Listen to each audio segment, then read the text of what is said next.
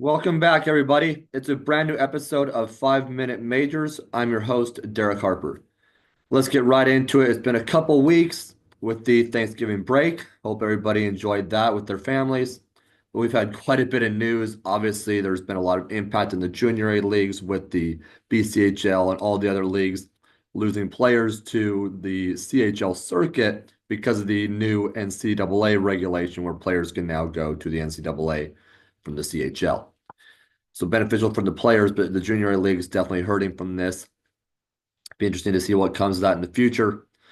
Probably the players will be going to lower tier collegiate leagues because all the top tier NCAA Division One players will be going from the CHL. But that said, the WHL had 12 players go to the Team Canada development camp for the World Juniors coming up, but it was actually the OHL impressing with the most. I want to make sure that I have my number right here, but the WHL impressed with 12 players and the OHL 16, the QMJHL just two. However, the QMJHL did lead the way this week in the CHL's top 10 rankings, so congratulations to them. They led the way with four teams, the OHL and WHL each with three. So the OHL saw the London Knights, always a very successful team. Seems like they make a deep run almost every single season. Top spot, the Windsor Spitfires at 6 and the Kitchener Rangers at 7. The QMJHL, obviously, like I just said, they led the way with four teams. Drummondville, they landed at the 2 spot. Moncton at 3. This year's Memorial Cup host, the Rimouski Oceanic at 5, and the Chicoutimi Saguenay at 8. The WHL saw the Everett Silvertips check in at 4 and Tri-City at 9, as well as the Saskatoon Blades rounding it out at the 10 spot. But I think that just goes to show that it's a pretty even field there every week. It seems like the OHL kind of trades spots occasionally with the QMJHL as far as the number of teams leading the top 10 rankings.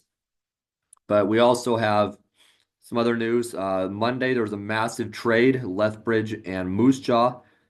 Lethbridge acquired 2005 born forward Braden Yeager and 2005 born goaltender Jackson Unger in exchange for 2006 born forward Landon Ward, 2005 born goaltender Brady Smith, and a ton of picks as well as the rights to 2009 born defenseman Colt Carter.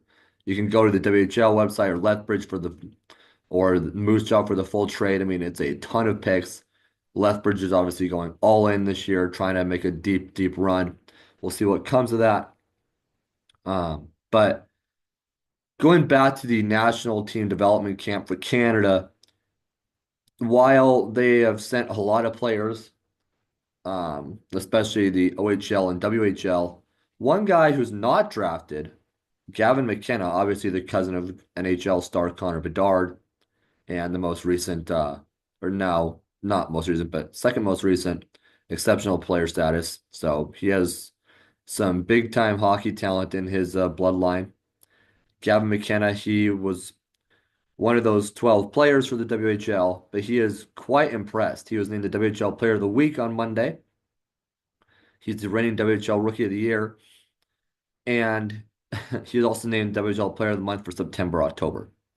He's been a top skater in the WHL with 3 goals and 4 assists for 7 points and a +4 rating in 2 games this week. This past week rather.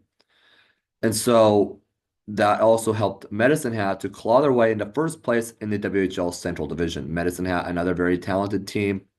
We'll see what happens there. But there are also a flurry of NHL draft picks on that going to that camp. Obviously, you can't leave out Berkeley Catton, who was drafted by the Seattle Kraken, among many others. So I think it just goes to show you, like, players see that CHL route as a way to develop their talent because they know that now they can go to the NCAA from that if it doesn't pan out at the pro level. But it'll be interesting to see. We'll keep you updated on the whole NCAA with the CHL, and kind of the impact of that. There's been rumors that The USHL may lose some teams to maybe the OHL as they look to expand with all these rules now that players can go to the NCAA. So it's going to be very interesting to see over the course of the next year or so how that all works out. But we'll keep you posted on that. Oh, there is one other piece of news recently. Shouldn't come as a shocker to too many, but the 2026 Memorial Cup has been awarded. Kelowna, British Columbia, the Kelowna Rockets will be hosting that. It's a pretty big deal. They lost out in 2020, unfortunately, with the COVID pandemic. So they're kind of getting their rightful return and opportunity to host that. So good luck to them. As far as any news that will come up over the next week or so, we'll keep you posted in the next episode. I'll see you then.